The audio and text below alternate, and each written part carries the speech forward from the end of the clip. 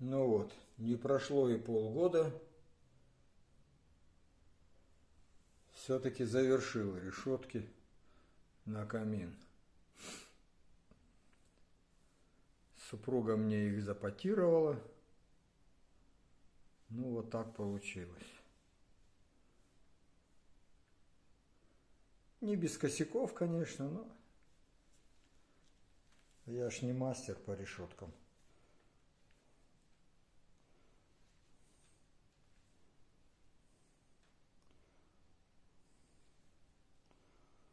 Все равно лучше, чем ничего.